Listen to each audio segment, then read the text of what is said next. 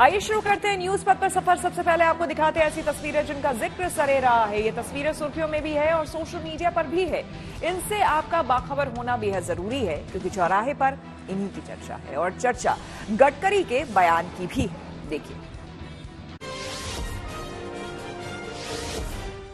पंजाब के पूर्व deputy CM Sukhbir Singh Badal ने गोल्डन टेम्पल में अपनी सजा से जुड़े सभी काम किए। दरअसल उन्होंने अमृतसर के गोल्डन टेम्पल में तख्ती टांगकर सेवादार की भूमिका निभाई, फिर जूठे बर्तन साफ करने के अलावा दूसरे काम भी किए। एक दिन पहले अकाल तख्त ने सुखबीर सिंह बादल और उनकी कैबिनेट के मंत्री रहे नेताओं को सजा सुनाई थी।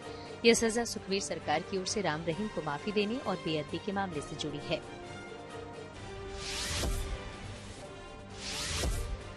केंद्रीय मंत्री नितिन गडकरी का एक और बयान चर्चा में आ गया। दरअसल उन्होंने कहा कि राजनीति असंतुष्ट आत्माओं का सागर है, यहाँ हर व्यक्ति दुखी और महत्वाकांक्षी है। उन्होंने ये बात नागपुर में 50 गोल्डन रूल्स ऑफ लाइफ नाम की किताब के विमोचन के मौके पर कही। गडकरी के मुताबिक यहाँ अधिकांश पार्षदों के साथ ही मुख्यमंत्री तक संतुष्ट नहीं होते। कोई अपने मंत्रालय को लेकर तो कोई पद को लेकर असंतुष्ट दिखता रहता है।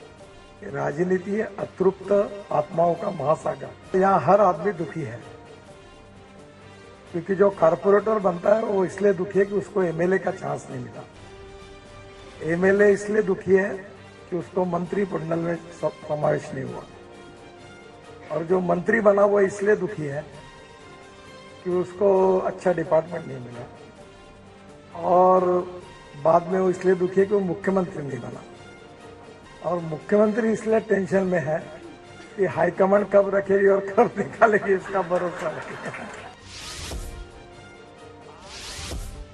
बाबा रामदेव का गधी का दूध निकालने का एक वीडियो सोशल मीडिया पर वायरल हो गया। ये दूध निकालने के बाद उन्होंने इस दूध को पिया और कहा कि ये काफी स्वादिष्ट है। इस दौरान रामदेव ने बताया कि वो गाय और भैंस के अलावा ऊँटनी का भी दूध पी चुके हैं। मैंने जिंदगी में पहली बार गधी का दूध निकाला। मैं ऊँटनी का दूध निकाला था, गाय का, भेड़ का, बकरियों का, और इसमें तो मतलब ये दूध भी बढ़िया निकल रहा है भाई। पंजाब के नवाज शहर में एक महिला की प्रतिमा और उस पर बनाई रील सोशल मीडिया पर वायरल हो गई। दरअसल यहाँ एक बेटी ने अपनी मां की प्रतिमा बनवाई थी। अनुरीत की मां का निधन नवंबर 2022 में दिल का दौरा पड़ने से हो गया था, लेकिन वो और उनके भाई अपनी मां के काफी करीब थे। ऐसे में उन्होंने अपनी मां कुलजीत कौर का स्टैच्यू बनवा लिया ताकि उन्हें ये हमेशा लगे कि उनकी मां उनके पास ही है। इसी को लेकर अनुरीत ने अपनी मां की प्रतिमा के साथ एक रील बनाई थी जो वायरल हो गई। किसी भी वे से हम अपनी मां को जिंदा रखना चाहते हैं कि इतना तो हम कर ही सकते हैं अपनी माँ के लिए। और मैं आज भी, पहले भी उनको मैं हर चीज में आगे रखती थी, कुछ भी होता था, और आज भी मैं सबसे पहले अपनी माँ को ही रखती हूँ। बिहार के पूर्णिया से सांसद पप्पू यादव को धमकी देने के आरोपी को पुलिस ने भोजपुर से गिरफ्तार कर लिया और एक चौंकाने वाला खुलासा भी किया। पुलिस के मुताबिक आरोपी ने दावा किया है कि उसे पप्पू यादव के ही करीबी लोगों ने धमकी देने को कहा था ताकि पप्पू यादव को और सुरक्षा मिल सके। इसके एवज में आरोपी ने कुछ पैसे मिलने और राजनीति में आगे बढ़ाने का भी वादा किया था। अब आरोपी के इस दावे की पुलिस तफ्तीश कर रही है। आरोपी के मुताबिक गैंगस्टर लॉरेंस बिश्नोई से उसका कोई रिश्ता नहीं है। जब पूछताछ किया गया तो इसमें लॉरेंस बिश्नोई ग्रुप से कोई भी लिंक नहीं पाया गया। इसमें उनके द्वारा बताया गया कि जो माननीय सांसद महोदय हैं उनके सहयोगियों के द्वारा इनसे कांटेक्ट किया गया और इनको बताया गया कि सांसद महोदय की सुरक्षा बढ़ाने के लिए आवश्यक है कि इस तरह की कोई धमकी का किया जाए, और इनको तैयार कराया गया इसमें इनको दिया गया कि क्या बोलना है उसमें, और इनको पैसे का लालच दिया गया और दिया गया कि भविष्य में इनको नेता भी बनाया जाएगा। जिंदगी का सफर सुहाना हो, इसके लिए सावधान रहना जरूरी है। रोजमर्रा की आपाधापी में कुछ देर बैठकर सोचना समझना भी जरूरी है कि आपके आसपास क्या हो रहा है और जो कुछ हो रहा है उससे हमारी जिंदगी, हमारा परिवार कैसे प्रभावित हो सकता है। इसलिए हॉर्न बजाकर बाखबर करने वाली खबर जरूरी होती है। और आज की ये खबर हम सबकी जिंदगी से जुड़ी हुई है। खबर अदब और तहजीब के शहर लखनऊ से, जहां एक शादी समारोह में बिन बुलाए मेहमानों ने जमकर मारपीट और हुड़दंगबाजी की। मैरिज हॉल में तो तोड़फोड़ की ही, साथ में शादी में मौजूद मेहमानों और महिलाओं के साथ मारपीट और बदसलूकी भी की। आरोप है कि लखनऊ यूनिवर्सिटी के छात्र पहले तो बारात में बिना बुलाए पहुंचे और जब पकड़े गए तो मारपीट शुरू कर दी।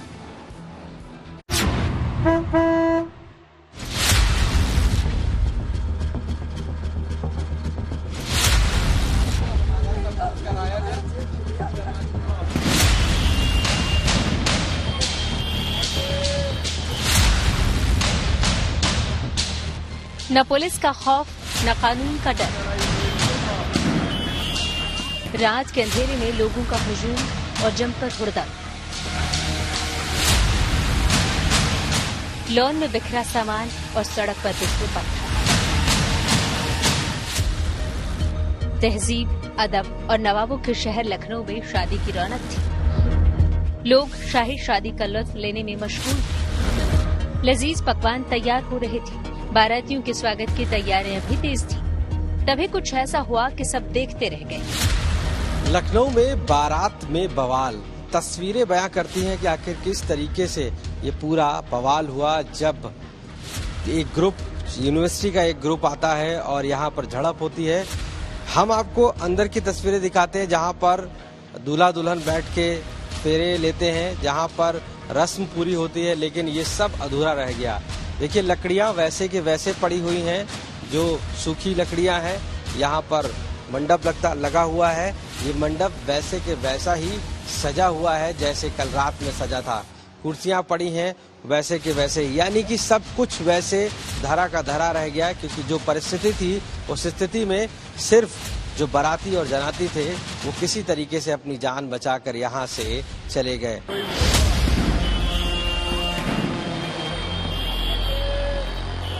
अब जरा बीती रात की तस्वीरें देखी। ये धमाकों की आवाज बारात के दौरान होने वाली आतिशबाजी की नहीं, बल्कि बारातियों पर फेंके जा रहे देसी बमों की है। जहां थोड़ी देर पहले शहनाई बज रही थी, वहां अचानक से बम धमाकों की आवाज गूंजने लगी और देखते ही देखते लखनऊ के हसनगंज इलाके में शादी समारोह में उत्पात और खुलेआम गुंडागर्दी शुरू हो गई।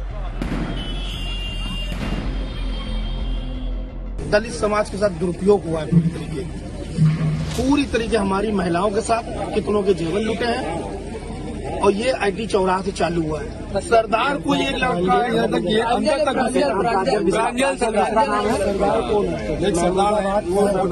सरदार एक लड़का है, उसने बहुत बेहतरीन है और खुलेआम प्रशासन के सामने उन्होंने कहा कि हम लोग इससे ज्यादा दवा रहा है। बम भी चलाया है क्या? रोड पे बम चलाया, प्रशासन के सामने चलाया है। अच्छा, ज्यादा ही चलाया है, 5 से नहीं ज्यादा। खुलेआम प्रशासन के सामने चलाया है। आरोप है कि रात के अंधेरे में कुछ छात्र शादी समारोह में पहुंचे, जमकर हंगामा किया। शादी में आए मेहमानों से मारपीट की, उन पर पथराव किया। मैरिज हॉल के लॉन में जमकर तोड़फोड़ हुई। मारने पीटने लगे, हमारा सब लूट लिया। हमारे बिटिया भी नहीं है भाई, हमारा कुछ नहीं हुआ। हमारे बारातियों को मारा, बुरी तरीके से खून से खच्चड़ कर दिया। बारात आते ही सारी पब्लिक अंदर, सारे लड़के घुस आए, सारा सामान घुस आए, औरतों से छेड़खानी किया, व्यवहार का पूरा बैग लूट ले गए। हमारी एक जंजीर टूटी है और जंजीर तोड़ ले गए और फिर बहुत सी दुर्घटना हमारे यहाँ लेडीजों के साथ घटी है अंदर। वो उत्तर प्रदेश जहां कड़ी कानून व्यवस्था के दावे किए जाते हैं, जहां अपराध के खिलाफ जीरो टॉलरेंस अपनाने के वादे किए जाते हैं, उसी राज्य की राजधानी में एक शादी समारोह की ये तस्वीरें हैरान करने वाली हैं। ये तस्वीरें इस बात की गवाही दे रही हैं कि शादी समारोह में यहाँ क्या हुआ था। मैरिज हॉल के बाहर तोड़फोड़ के निशान साफ नजर आ रहे हैं। मैरिज हॉल से लेकर सामने की सड़क तक कारों की टूटी हुई कांच और ईंट पत्थर के टुकड़े गवाही दे रहे हैं कि लखनऊ यूनिवर्सिटी के कुछ छात्रों ने यहाँ रात में क्या कहर बरपाया था। कल देर रात बारात में जिस तरीके से अराजकता हुई, जिस तरीके से यूनिवर्सिटी के छात्र पहुंचते हैं और बवाल मचाते हैं, हम आपको तस्वीरें दिखाते हैं। ताजा तस्वीरें देखिए कि आप किस तरीके से ईंटें पत्थरों को चलाया गया, किस तरीके से दो जब पक्ष आमने सामने थे, यानी कि एक यूनिवर्सिटी के छात्रों पर आरोप है कि वो खाना खाने के दौरान जब उन्हें मना किया गया तो उस दौरान ये आमने सामने गुट आ गए। और ये देखिए आप, जो आपको ईंटें पत्थर दिख रहे हैं, ये पूरी रात चलाए गए हैं। यही नहीं, ईंटें पत्थर तो दूर की बात है, यहाँ पर बम और गोलियां भी चली हैं। ये हालात हो गए थे, ये आलम था कि लखनऊ पुलिस को, कई थानों की पुलिस बुलानी पड़ी इस पूरे माहौल को शांत करने के लिए।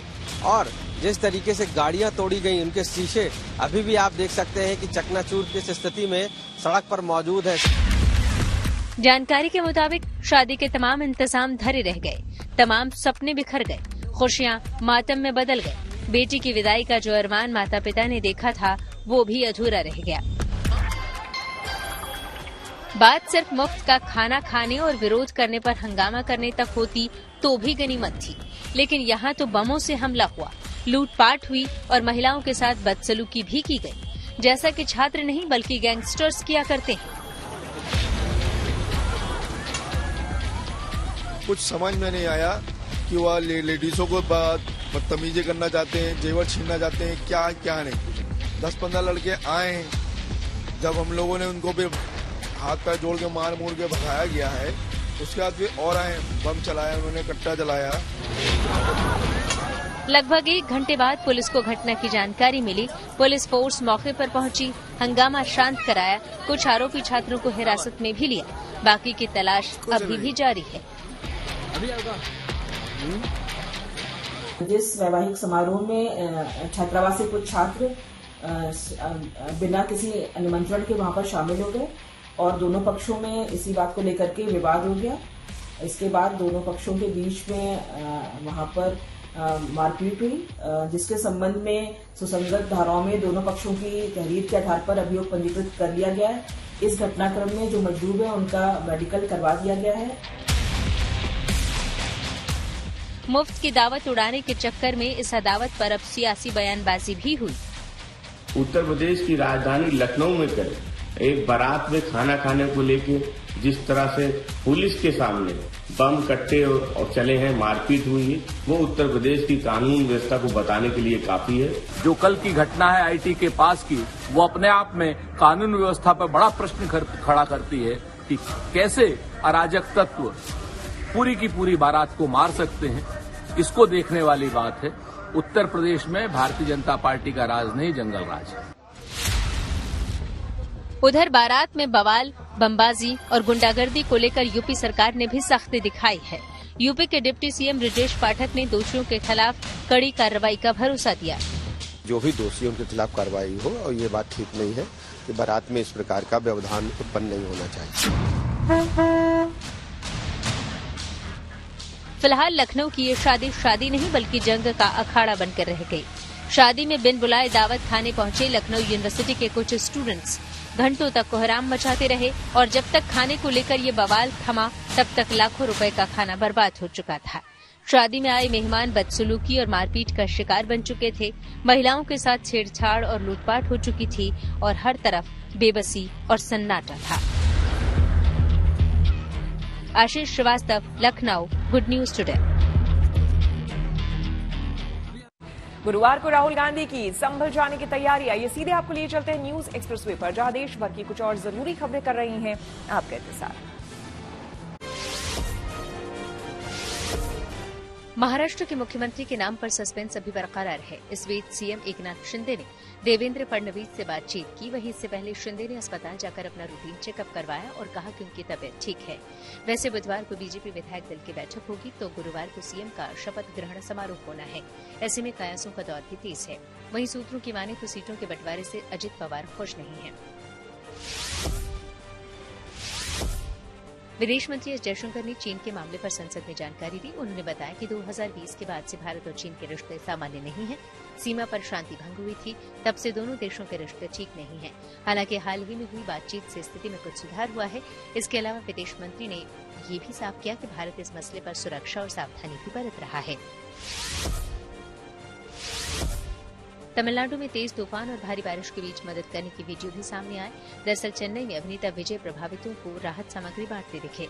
उन्होंने करीब 250 पीड़ित लोगों को खाने पीने की चीजें दी।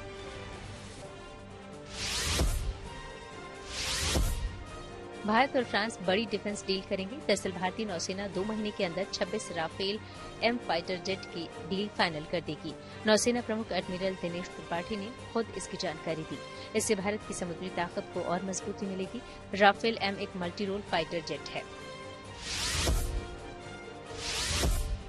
अब यूपी के बदायूं की एक मस्जिद का मामला अदालत की चौखट तक पहुंच गया। हालांकि आज बहस पूरी नहीं हो पाई। बदायूं की बरसों पुरानी शमसीद जामा मस्जिद के नीलकंठ महादेव होने का दावा किया गया है। हालांकि ये याचिका सुने जाने लायक है या नहीं, इस पर बहस हो रही है, जो अगली तारीख पर भी जारी रहेगी। अगली तारीख 10 दिसंबर है। और खबरों के एक्सप्रेस में से आइए रुक करते हैं सियासी ढाबे का, जहां आज की सबसे दिलचस्प खबर मौजूद है। सोमवार को प्रधानमंत्री मोदी ने गृह मंत्री अमित शाह और रक्षा मंत्री राजनाथ सिंह समेत अपने कई सांसदों के साथ फिल्म द साबरमती रिपोर्ट देखी। संसद भवन की लाइब्रेरी बिल्डिंग में हुई इस स्पेशल स्क्रीनिंग में फिल्म की स्टार कास्ट भी मौजूद थी, लेकिन विपक्ष को प्रधानमंत्री का इस तरह साबरमती रिपोर्ट देखना रास नहीं आया। कांग्रेस से लेकर संजय राउत ने प्रधानमंत्री को द मणिपुर फाइल्स देखने और पढ़ने की नसीहत दे डाली।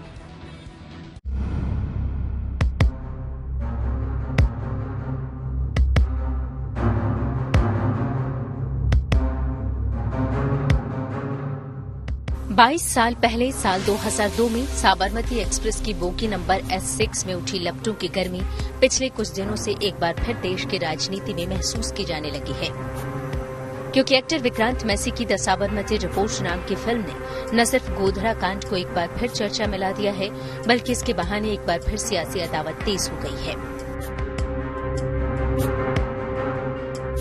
सोमवार को प्रधानमंत्री नरेंद्र मोदी ने संसद भवन की लाइब्रेरी में एनडीए के सांसदों के साथ फिल्म साबरमती रिपोर्ट देखी। फिल्म की स्पेशल स्क्रीनिंग के दौरान गृह मंत्री अमित शाह, रक्षा मंत्री राजनाथ सिंह के साथ साथ एनडीए के कई नेता भी मौजूद थे।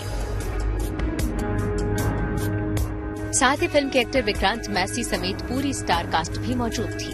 साबरमती रिपोर्ट फिल्म देखने के बाद भले ही पीएम मोदी ने उसकी तारीफ की हो, लेकिन विपक्ष को पीएम का इस तरह फिल्म देखना रास नहीं आया। संजय राउत ने पीएम के फिल्म देखने पर निशाना साधा और पूछा कि मणिपुर फाइल्स देखने का समय कब निकालेंगे।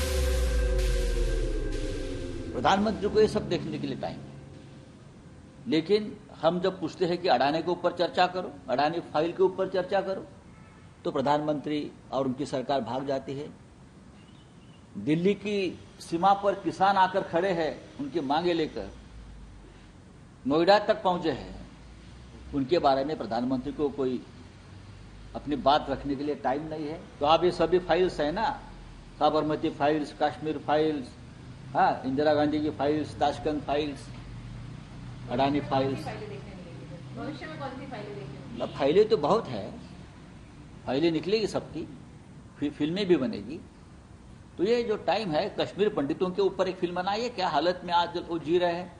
मणिपुर की फाइल आप निकालिए, अब तक आपको मणिपुर जाने के लिए टाइम नहीं मिला है, 3-4 साल हो गए।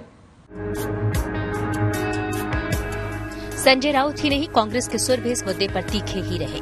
कर्नाटक सरकार में मंत्री और कांग्रेस नेता प्रियंक खड़गे ने प्रधानमंत्री पर कश्मीर फाइल्स और साबरमती रिपोर्ट जैसी फिल्मों को देखने और उनकी सराहना करने पर तंज कसा।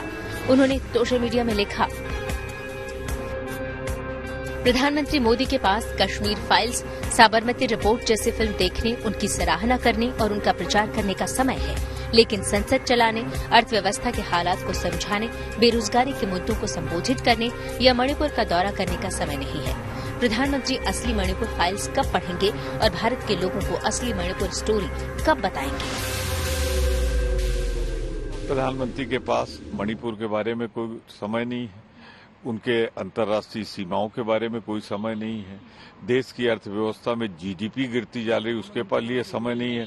अब फिल्में देख रहे हैं, देखें, जब रोम जल रहा था, नीरो बांसुरी बजा रहा था, बजाएं। विपक्ष भले ही इसे साजिश करार दे रहा हो, लेकिन बीजेपी फिल्म को सच का आईना बता रही है और विपक्ष पर प्रहार कर रही है। वो ये कह रहे हैं भाई विपक्ष को तो कुछ बोलना है, जो काम मैं आपको बता दूं, वो मैं उस पर डिबेट पे नहीं जाऊंगा, जितनी जिनकी समझ है उतनी। फिल्म साबरमती रिपोर्ट 15 नवंबर को सिनेमाघरों में रिलीज हुई थी। तब से ही फिल्म चर्चाओं में है। दिल्ली से लेकर यूपी और मध्य प्रदेश तक द साबरमती रिपोर्ट की स्पेशल स्क्रीनिंग की गई। लखनऊ में सीएम योगी अपने विधायकों के साथ फिल्म देखने पहुंचे थे। इसके अलावा गुजरात से लेकर मध्य प्रदेश, छत्तीसगढ़, राजस्थान तक में फिल्म टैक्स फ्री भी की गई है। Bureau report, good news today. News पथ पर आगे है धन बाजार, जहां शेयर बाजार से लेकर कारोबार तक की सभी अहम खबरें होती हैं, जिसका सीधा रिश्ता आपकी आमदनी आपकी जेब से होता है। तो तेज रफ्तार खबरों के बीच ये जरूरी खबरें छूट ना जाए, इसलिए सीधे आपको लिए चलते हैं धन बाजार। हफ्ते के दूसरे कारोबारी दिन भी शेयर बाजार में बढ़त देखने को मिली। सेंसेक्स 598 अंक उछलकर 80,846 पर बंद हुआ। वहीं निफ्टी भी 181 अंकों पर चढ़ा, ये 24,457 पर पहुंच गया। बैंक, आईटी और ऑटो समेत लगभग सभी सेक्टरों के शेयरों में मजबूती रही। सोने की कीमतों में लगातार दूसरे दिन गिरावट रही। दिल्ली सराफा बाजार में सोना 200 रुपये सस्ता हुआ। इसके साथ ही दिल्ली में 10 ग्राम सोने की कीमत घटकर 79,000 रुपये पर आ गई। हालांकि चांदी की कीमतों में तेजी आई। चांदी 2,400 रुपये महंगी हुई। अब 1 किलो चांदी की कीमत बढ़कर 92,400 रुपये हो गई। डॉलर के मुकाबले रुपए को मजबूती मिली। रुपया 3 पैसे ऊपर चढ़ा। इस तरह $1 के मुकाबले रुपए की कीमत 84 रुपये 69 पैसे हो गई। बैंकिंग कानून संशोधन विधेयक 2024 को लोकसभा में पेश किया गया। इसे वित्त मंत्री निर्मला सीतारमण ने पेश किया। इस विधेयक के जरिए सरकार का मकसद बैंकिंग क्षेत्र के नियामक ढांचे को आधुनिक बनाना और बैंकिंग क्षेत्र में सुधार करना है। इस विधेयक में प्रत्येक बैंक खाते में 1 की जगह 4 नॉमिनी करने का प्रस्ताव है। इसके अलावा इस बिल में अनक्लेम्ड एसेट, जिसमें डिविडेंड, शेयर और बॉन्ड के ब्याज या रिडम्पशन इनकम को IEPF यानी investor education and protection fund में ट्रांसफर करने जैसी कई सुविधाओं का प्रस्ताव है। जगुआर ने अपनी नई इलेक्ट्रिक कार टाइप 00 को ग्लोबली पेश कर दिया। इस कॉन्सेप्ट कार की लंबाई 5 मीटर है, जो देखने में बिल्कुल अलग फील कराती है। कंपनी ने फिलहाल इसे 2 रंगों में पेश किया है। हालांकि अभी जगुआर ने इस कार के पावर ट्रेन के बारे में कोई जानकारी शेयर नहीं की है, लेकिन मीडिया रिपोर्ट्स के मुताबिक ये कार सिंगल चार्ज में तकरीबन 770 किलोमीटर की ड्राइविंग रेंज दे सकता है। कंपनी इसे अगले साल के अंत तक या साल 2026 की शुरुआत में लॉन्च कर सकती है। और न्यूज पथ के सफर में अब सोशल अड्डा का रुख करते हैं, जहां आज बात होगी कोल्ड ड्रिंक, सिगरेट और तंबाकू का सेवन करने वालों को लगने वाले झटके की।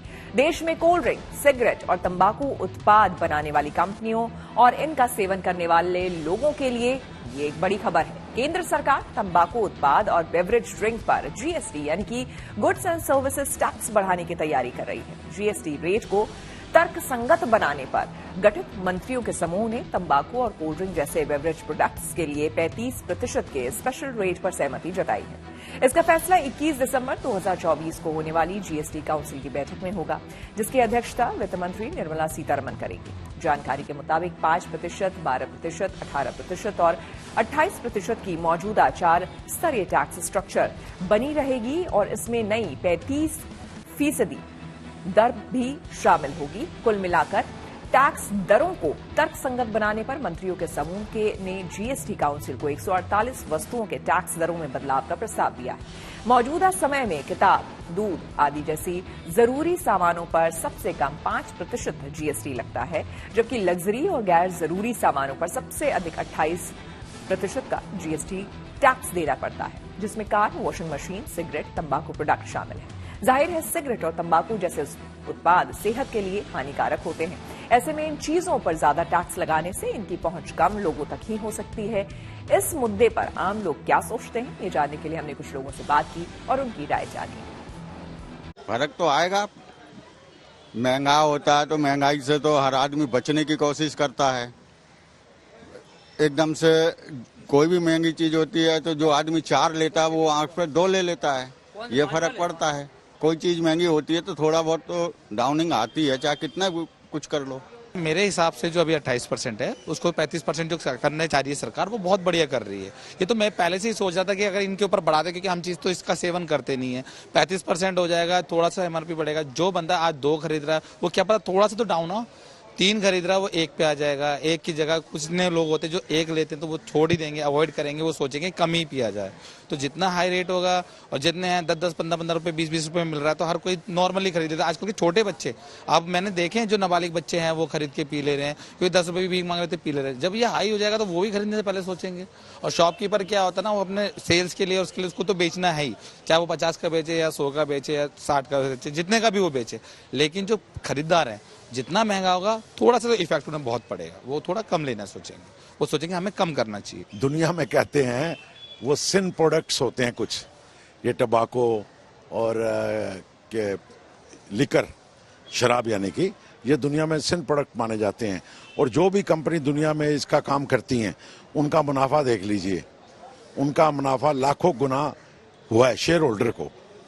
ITC वगैरह भी ले लें और सब कंपनियों का, तो मेरे हिसाब से गवर्नमेंट को, अगर वो इसका गवर्नमेंट के लिए बेस्ट सोर्स है, अगर आप 1000 रुपये की शराब की बोतल लेते हैं, उसके ऊपर 280 रुपये गवर्नमेंट ले रही है, तो मेरे हिसाब से 700 रुपये लेने चाहिए। क्या अर्ज है, कोई दिक्कत नहीं है। तो ये तो अच्छा ही है, अगर ज़्यादा जीएसटी बढ़ेगा तो ये अच्छा कम हो जाएगा। जो ज़्यादा लोग यूज़ कर रहे हैं नशे की चीज़ें नुकसान ही देती हैं लोगों को। अगर कम करे, मतलब ज़्यादा जीएसटी लगेगा तो रेट ज़्यादा हो जाएंगे, तो कम ही हो जाएगा, मतलब अच्छा हो जाएगा। इसका कंज्यूमर कम हो जाएंगे, कंज्यूमर्स कम हो जाएंगे। कोल्ड ड्रिंक में होता है क्या, शुगर, सिर्फ शुगर होती है। अगर आप एक मिरिंडा की बोतल देखते हो तो उसके अंदर 2.5 गिलास जो है शुगर होती है, और इंसान को जो पर डे कितनी शुगर चाहिए होती है 0%, लेकिन वो 2.5 गिलास अगर शुगर ले रहा है तो वो उसके लिए भी अच्छी बात है। ये तो हर चीज इस पर बढ़नी चाहिए। शादी के डिजिटल निमंत्रण कार्ड को लेकर एक बार फिर अलर्ट जारी। जी हां, टेक्नोलॉजी से जुड़ी ऐसी ही जरूरी खबरों को जानने समझने के लिए आइए चले डिजिटल गलिए। सरकार ने व्हाट्सएप पर आने वाले शादी के डिजिटल निमंत्रण कार्ड को लेकर एक बार फिर अलर्ट जारी किया। दरअसल साइबर अपराधों से निपटने वाली गृह मंत्रालय की विंग साइबर दोस्त ने अपने सोशल मीडिया हैंडल पर कुछ दिशा निर्देश बताए।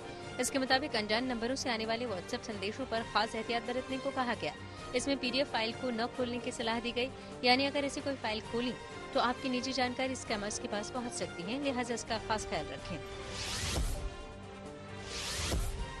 केंद्रीय प्रेस इन्फॉर्मेशन ब्यूरो की फैक्ट चेक टीम ने अपने सोशल मीडिया हैंडल पर एक नियुक्ति पत्र को लेकर स्वास्थ्य मंत्रालय का पक्ष रखा।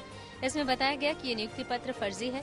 इससे पहले एक फर्जी विज्ञापन के जरिए यह गलत दावा किया जा रहा था कि उम्मीदवार को राष्ट्रीय स्वास्थ्य मिशन के तहत ग्राहक सेवा प्रतिनिधि के पद पर नियुक्त किया जा रहा है। साथ ही इसके तहत 32,500 रुपए का मासिक वेतन देने की भी झूठी बात कही जा रही थी, लेकिन सरकार ने साफ कर दिया कि ये नियुक्ति पत्र फर्जी है। स्वास्थ्य मंत्रालय की ओर से ऐसा कोई पत्र जारी नहीं किया गया है। सरकार ने चीन की 2 टेक्नोलॉजी कंपनियों पर बड़ी कार्रवाई की। दरअसल BIS यानी ब्यूरो ऑफ इंडियन स्टैंडर्ड ने पावर बैंक बनाने वाली गुआंगडोंग क्वासून न्यू एनर्जी टेक्नोलॉजी और गंझोउ नोवेल बैटरी टेक्नोलॉजी पर बैन लगा दिया गया। BIS ने इन दोनों सप्लायर्स का रजिस्ट्रेशन कैंसिल करने का फैसला किया। कहा जा रहा है कि ये पावर बैंक सुरक्षा मानकों पर खरे नहीं उतरे, साथ ही इन पावर बैंक की जितनी क्षमता बताई जाती है उसके मुकाबले ये कम परफॉर्म कर रहा है। इसके अलावा एक और सप्लायर गंझोउ ताओ युआन न्यू एनर्जी कंपनी पर भी बड़ी कार्रवाई हो सकती है। आइए अब रुक करते हैं प्रगति मार्ग का, जहां ऐसी खबरें हैं जो कि देश की तरक्की, प्रगति और लोगों की काबिलियत दिखाती है। प्रगति मार्ग में आज आपको ले चलेंगे झारखंड के जमशेदपुर, जहां एडवेंचर का रोमांच देखने को मिल रहा है। दरअसल जमशेदपुर में कैनोपी वॉक की शुरुआत की गई है। ये दलमा वाइल्ड लाइफ सेंचुरी में बना है, जो कि पर्यटकों को काफी लुभा रही है।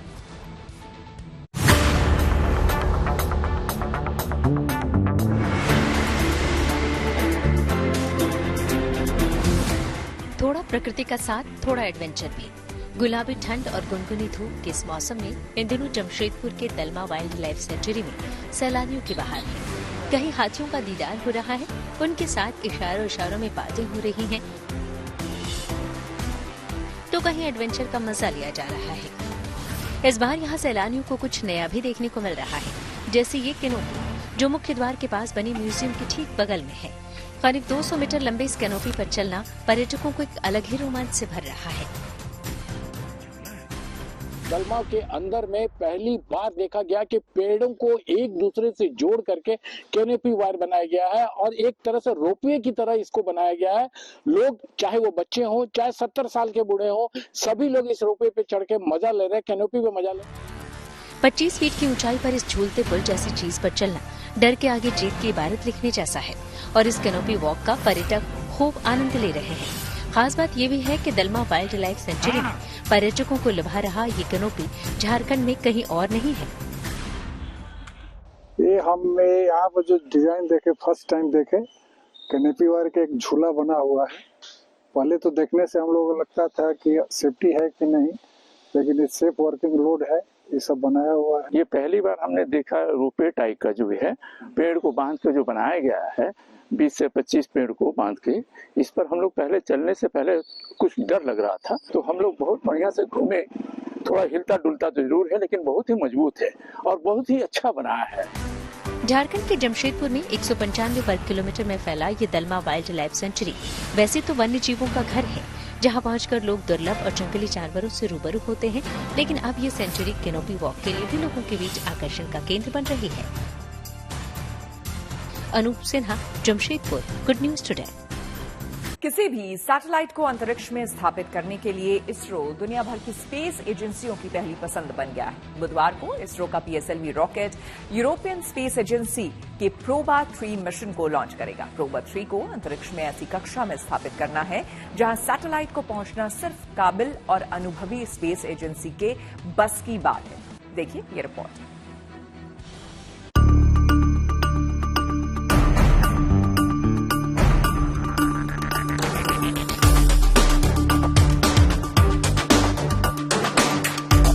पूरी हो चुकी हैं तैयारियां, शुरू हो गया है काउंटडाउन।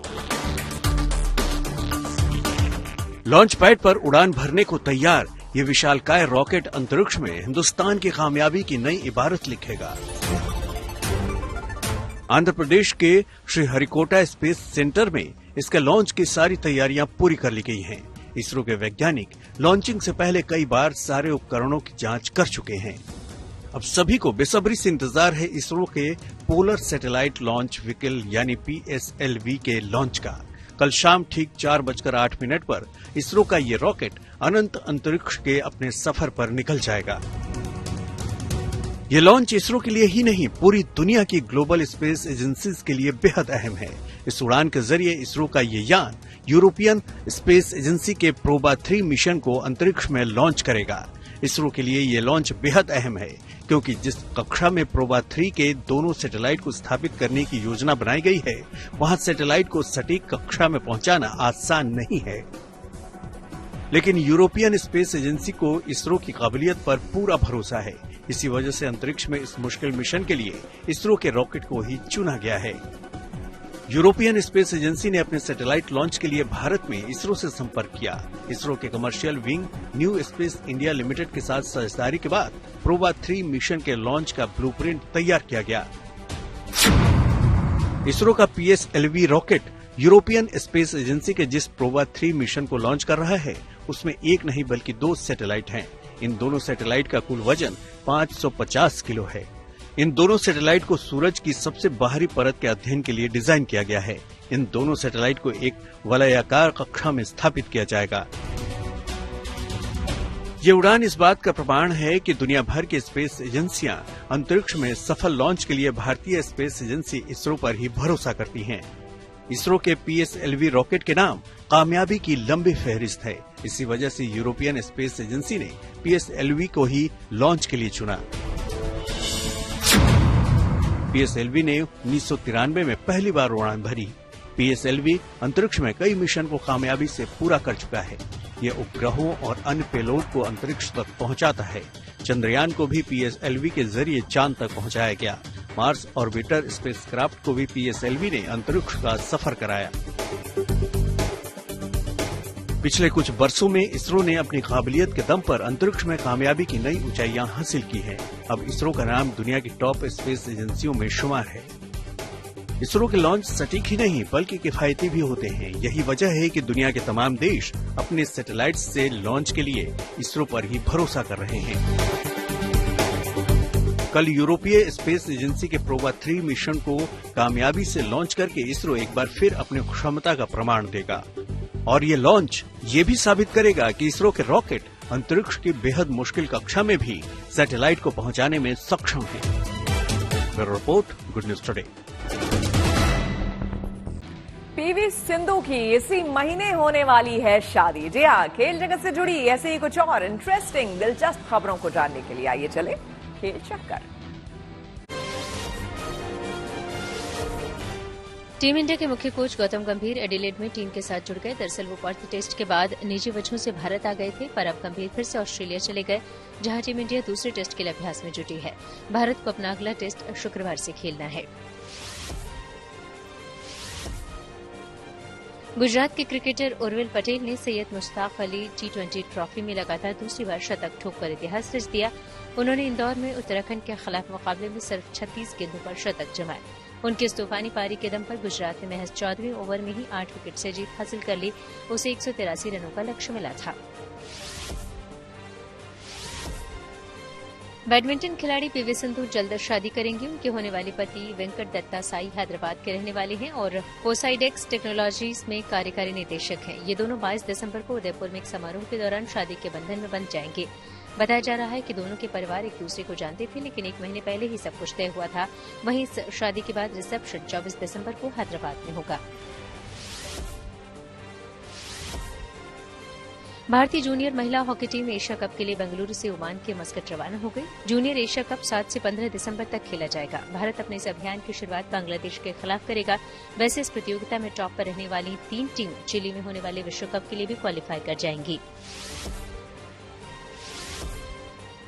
विश्व टेस्ट चैंपियनशिप फाइनल को लेकर न्यूजीलैंड की टीम को बड़ा झटका लगा। दरअसल इंग्लैंड के खिलाफ मुकाबले के दौरान धीमी ओवर रेट को लेकर उस पर 3 अंक का जुर्माना लगाया गया, जिससे टीम पॉइंट टैली में 5वें स्थान पर खिसक गई। वैसे अभी इस टैली में भारत सबसे ऊपर बना है। इसी के साथ न्यूज पथ में मेरे यानी कि श्वेता झा के साथ फिलहाल इतना ही। देश दुनिया की तमाम पॉजिटिव खबरों के लिए आप देखते रहिए गुड न्यूज टुडे।